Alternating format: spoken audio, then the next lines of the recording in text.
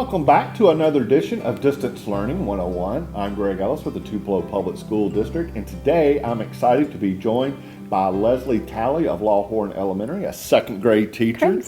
You've got 9 years of teaching experience. This is your first year in the district. This time around, That's right. You started your career Yes. In the district. So welcome back. We're Thank glad you. to have you. What a first year it's been for you back.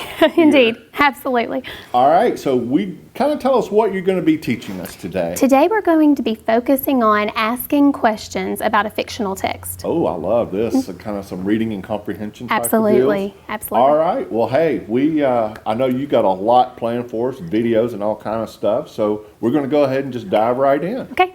So today we want to talk specifically about how we can ask questions about a fictional text. Okay. And this is a standard that children are going to face whether they are in kindergarten, first grade, second grade, or even third grade to some degree. So I want to start by looking at those standards and understanding where this comes from and how it evolves throughout the years, and talk a little bit about why it's so problematic for some of our children when they go to try to accomplish this independently. Now, was this something that you had already started prior to the quarantine, or is this? Yes, this is something I use. This is something I use with my students every year. I've developed it as I've gone throughout the years teaching, but I've seen it be successful and help my students. So I'd like to share it today for parents as well, because I feel like a lot of the times it's hard for us to communicate well with parents how to help their children ask the questions. A lot of times it's easier for parents to ask the questions during reading, and we want them to do that. That's a great way to monitor comprehension.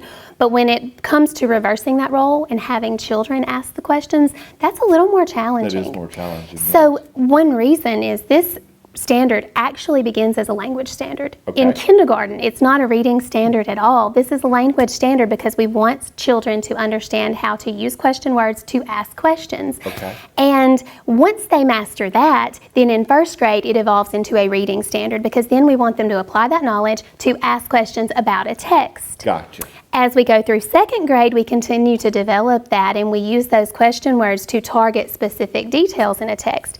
And then in third grade, again, they're going to demonstrate a more thorough understanding of the text by asking those really targeted questions with specific text details.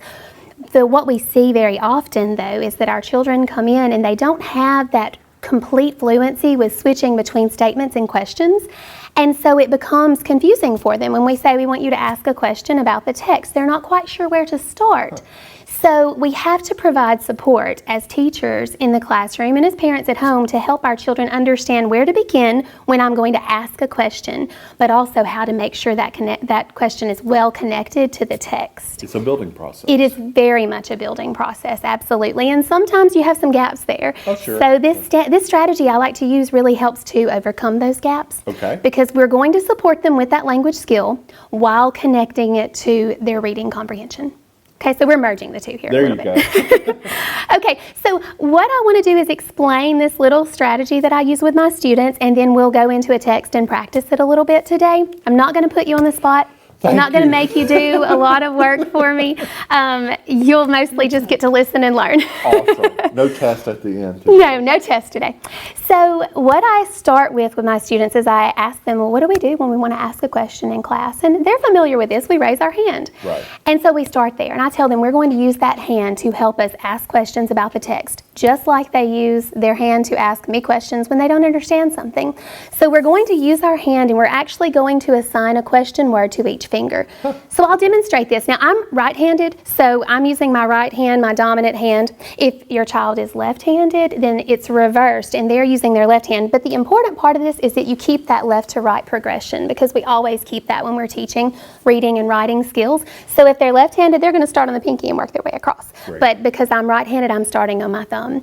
And so we're going to look at these specific question words. Okay. We're going to start with who on our thumb. And when my children do this with me, they touch. It's very important that we get that kinesthetic action, that tactile experience. So they're going to touch and say who for our thumb, where, when, what, and why finishes it off. Who, what, when, where, why. Who, where, when, what, why. These are our core question words.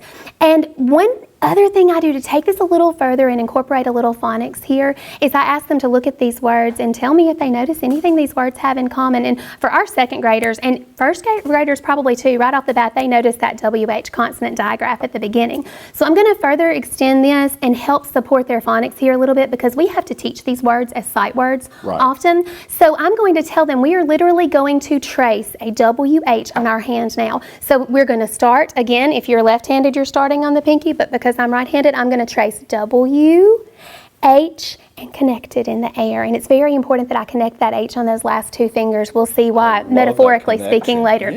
So we do that, and we do this over and over and over. W, H, who, where, when, what, why. And we're going to do it over and over and over until those question words are almost a routine for them. Well, when they even get in college and they're writing stories and essays, it's the same concept. Absolutely. When you're compiling your story and putting it together, just on a much different level. Yes, but again, foundations, absolutely. So once we're okay with our question words and we've got that, we take it even further and we talk about the story elements, because the great thing about these question words is each one lends itself to a specific story element in a fictional text. So if we ask a question that starts with who, we are talking about characters. We're asking who the characters are in a story. And in a fictional story, that can be an inanimate object, it can be an animal, or it could be a person. But we're asking about who the characters are when we start with who. When we talk about where or when, our next two question words, we're talking about locations and times. Those are questions about the setting in a story. Now, what and why, these are the most challenging ones to ask questions about, but they're also the most important ones, I feel, because here you're talking about events that happen in a story. What events occur? What does the character do at this point? What happens at the beginning, middle, or end of the story? What is the major problem in the story? This is a very, very important question for children to ask and understand. But if they can ask what happens in a story, very often they can also connect that, hence our connecting our H, with why that event occurred or why those characters had to take those actions. So these two are often very connected, and we actually create that physical connection with that H, but we also want to ask those together very often because you can build one from the other. I can definitely see why the what and the why would be difficult. Now they're having to expand their thinking. Yes, they're absolutely. not just reading words. They got to comprehend it, put it together, and kind of get a thesis out of what is being said with that story. Yes. And you remember, like you said, reading words, we're at the foundational level here. We're in kindergarten, first, second, third grade. So most likely we still have children who are still putting a lot of energy into decoding those words. So when we can provide this visual, tactile support for them to help with this standard, then we're really supporting all areas of need there as well. I'm sure they, like if a kid or one of your students, like the first time they read it, they miss it, they go back and read it again, correct? We teach, yes. And then they'll start looking for that. They train their mind to start looking for these things. And we do this repetitively. I don't just teach this at the beginning of the year. The first time I teach it, I make an anchor chart. We do the big handprint. We add our question words and our clues for our story elements. And if children need really specific structure support with this, they do this as well. They trace their own handprint, they make their own little poster to keep in their folders, and we can pull it out and use it. But once we teach it the first time, this is a standard that we can do again and again and again, and we do, and we develop that pattern of thinking there. And this is where it's important for you at home, for the parents, to work with this chart or the hand and really get practice with the students on this. Absolutely. Especially now that their brains are not in school mode. Let's don't lose everything we've learned. So mom, dad, grandmother, grandfather, aunt, uncle, practice this, brother, sister, with your child. Yes, absolutely. And you don't need any great supply of materials. You need a story and their hand, and as long as you can help repeat this pattern with them, then it's supporting them with this skill of asking questions about the text. So I'd like to move forward. I have a text for us today. We're not going to be able to read the whole thing for time's sake, but what I've done is I've gone through my story, Otis and the Kittens, and I've pulled out specific portions of the story that we're going to look at. We're going to read a portion, and then we're going to pause, and we're going to ask questions about that portion. And it's important to notice that because this is not something you do at the end of a text when you've read the whole thing through. This is an ongoing strategy to use during reading, and you want them doing it in the moment when they're reading those details at that time, consistently engaging in that text. Gotcha. Okay? All right. So we'll begin with Otis and the Kittens by Lauren Long. I love the cover and the graphics of that. Yes. It was hot and dry on the farm where the friendly little tractor named Otis lived. Otis couldn't remember the last time it had rained. Farmers all over the valley grew more anxious by the day. Water was in short supply. The ground was hard, and corn stalks were half as tall as they should have been. Otis spent his afternoons out in the sweltering fields with the farmlands baling straw. Okay, so here we are at the very beginning of our story, and we want to stop and think, what questions can we ask about this text? We're going to go back to our hand, and we're going to think, have I met a character yet? And if I have, and indeed we have right at the very beginning, I can ask, well, who is a character in this story? And indeed, we've already met our friendly little tractor named Otis. And then along those lines, we can also ask, where does the story take place and when does the story take place? Because immediately the author tells us that they're on a farm near a valley, and it's obviously during a farming season. And that's as specific as we have to be if that's as much detail as the text gives us. We don't want to add to at this point. We're looking specifically at the text details.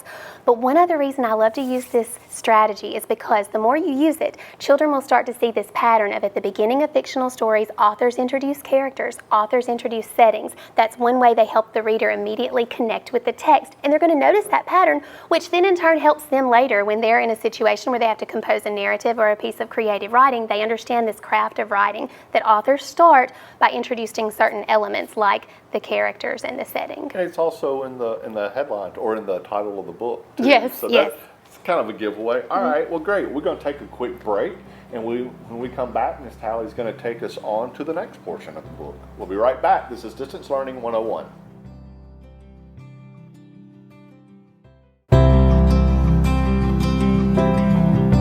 Welcome back to Distance Learning 101, and today I'm with Lawhorn's Leslie Talley. And Ms. Talley, thank you so much for joining us. We've already been introduced to Otis, and now we're going to continue with our story. Absolutely. So we're going to continue with our story and our strategy. So we've already been introduced to our character and our setting. And the part of the story that you're not hearing, because again, I'm taking snippets from the text, is where Otis meets more of the characters, more of the farm animals, and you learn a little bit about their relationship. We're going to jump right into the portion of the story where something serious is about to happen. Now, have your students already read this book? They have not. Year? No, this is a new one. Great. One afternoon, when everyone was up under the shade of the apple tree, Otis spotted something moving down in the field. It looked to be an orange tabby cat. Where did she come from? Otis wondered. He watched as she ran toward the old barn, and there he saw something that caused his engine to sputter. A swirl of smoke. Otis raced to the barn with the animals following behind. They discovered flames coming from the loft inside the old barn. A fire! The barn was filled with brittle, dry straw, and Otis knew it wouldn't take long for it all to burst into flames. Just then, the tabby cat appeared in the barn window. With a put, puff, puttity chuck, Otis rushed into the burning barn. Inside, the flames were growing and smoke was forming a dark cloud. The cat was pacing back and forth high above on a rafter. Otis chucked for her to jump down, but the cat wouldn't budge. Instead, she stared down at Otis and belted out the loudest meow Otis had ever heard. What was she trying to tell him? Suddenly, Otis heard a tiny meow from the hayloft, and then another tiny meow, and another, and another, and another, and another. At once, 5 furry little heads popped up and stared down at him. Kittens! So now we're to the point of the story where a major event has occurred, and we want to consistently stop and ask ourselves, what questions can we ask about the text at this point? And we've moved past our introductions in the story at this point. We're getting into the core of the plot. So now I'm thinking about what problem has occurred in the story. If you have smaller children, you can change the language of that a little bit, and you can say what problem has taken place or what bad thing has happened. You know, we're making it appropriate for our ages here. But the crucial part is that they understand that I'm asking a question that begins with what, and I'm targeting an event in the story. And so at this point in the story, we've got Otis rushing in because the barn is on fire and a cat is trapped in the barn. So he rushes in to save her. But that question lends itself to understanding that we're reaching a peak of the story and a major event has occurred here. So we want to ask a question about that. And as we're moving along, new characters are being introduced as well. So you can always go back and ask more of those questions, Right. absolutely. And in the beginning, you'll see that children do that a lot. They want to hang out with the who is a character in the story questions. They want to stick with those, and the questions are in the beginning very general, what problem has occurred. What we want to do is move our students beyond that to ask really focused questions about the core events in the story and understanding what is happening at that point. And at this point, it's more important that we're focusing on this event than worrying about who the characters Right. are. That's not the central idea here at this time. We're getting to the problem. We are. But again, if you can ask a what question, then you can ask a why question. And we see a character acting differently here because the cat does something that's odd and doesn't really make sense. So I can ask a question about that. I can ask, why doesn't the cat jump down and let Otis rescue her? Or why doesn't the cat let Otis rescue her? That's definitely a question that we want to focus on because we're going to understand this character's motives. Right. Again, the cat is a character. So we learn through the story at this point that she has kittens in there, which leads to an even bigger issue at this time. So the part I love about this story is that it builds and there's a lot of back and forth on the action. And so The white wine grows. Yes, and you have a lot of opportunities to ask what and why in this text.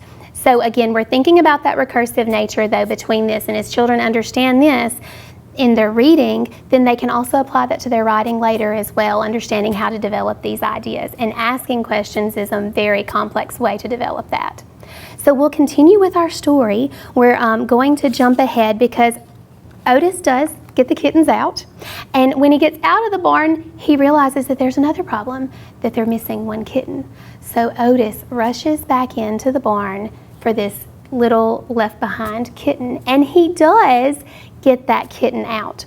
So we're going to pick up where the kitten has just been saved, but Otis is still in the barn. Okay. Outside, the animals cheered when they saw another kitten emerge, and they watched for Otis to follow. Inside, the flames spread by the second. Otis wheeled around to see if any more kittens were left. The old boards of the barn's floor creaked, buckled, and moaned. The walls popped. He couldn't wait another second. Just as Otis spotted the exit and raced his wheels to leave, there was a giant crash. The floor collapsed, and Otis plunged into the darkness below. Okay, so we can ask another what question because another event has occurred in our text. And at this point, I want to show you the difference between just a general question, but a question that is very detail specific with the text. So at this point, I could say, what problem has occurred in this story? I could ask that and it would be a perfectly acceptable question, and when children are first beginning to use this strategy and develop this skill, those are the type of questions they will ask, and that's acceptable at that point. But as we develop, we want to really address our standards that ask our students to become more detail specific. So instead of just saying what problem has occurred, which is still a great question, I could ask what happened to Otis when he went back into the barn. And then I'm connecting my characters and my setting with this event in the question I'm asking. It's very detail specific, and whoever I'm asking this question of knows exactly which problem I'm talking about, because in this story there's more than one problem. So you want to make sure that we guide our students to becoming more specific. And at first that looks like a lot of modeling for me, but over time they begin to understand how to add more details into their questions. So there's a difference there between having a general question and a detail specific question. If you're in first grade, general questions are more acceptable, but by the time we're in third grade, they should be detail specific, aligned to the event in the story, using evidence from the story, because if they're doing that when they ask questions, then they're going to be able to do that when they answer the questions as well. And that's what we want to see happen. We're getting more adjective driven. Absolutely. Absolutely. But always remember, if I can ask a what question, then I'm going to connect it to a why question. And I can also ask, why did Otis fall through the the floor. Because if I answer that question, what happened to Otis when he went back into the barn, I can answer he fell through the floor, and then I can ask why. Why did that happen? And we're understanding the event in the story here, that the barn is on fire, those boards are buckling, and they're literally collapsing, so the floor collapses beneath him. This is also important in understanding cause and effect, which is another completely different comprehension strategy. But the good thing about this one is it supports other areas of learning as well. So we're understanding that as we develop our questioning strategy here. Perfect. At the same time. So I won't leave you guessing. Otis does get rescued from, I know you were worried, so I'll help you sleep better tonight. Otis does get rescued. His animal friends come in and save the day, and they rescue him from the barn. And I hate that I can't share the whole story with you today, but I think this has given us a little opportunity to apply this questioning strategy to the text. And you've put this book, made it available for them on Google, on Google Classroom? I will. Okay, she will do that, yes. Yes, I didn't want to jump ahead and spoil anything. Right, exactly. Until we've already seen this part. So, you know, something else I've kind of paid attention to in this is you got your main characters, but other animals were introduced without being main characters, yes, but they provided a pivotal role in this story plot. Absolutely. They just weren't the main focus, right, of the story. And so we want our questions to be very specific and very focused. And again, when children are starting with this strategy, that's probably not going to happen, but that's okay. It's a natural progression. The more they practice it, the more it will come. But when you're starting out, you want to provide that structure. You want to go back to the hand, have them touch, say, go through that WH, who, where, when, what, why, and connect it. And do that every time so that we're consistently supporting that language foundation, development of questions, but also asking questions that are directed toward our text. And over time, those questions will become more detail specific with appropriate modeling and support. And for a second grade book, it was a very detailed book. Yes, absolutely. That helps with the comprehension. It does. If you have a book that goes into detail, and of course I'm able to see the pictures, and so it even brings it even more to life. Yes.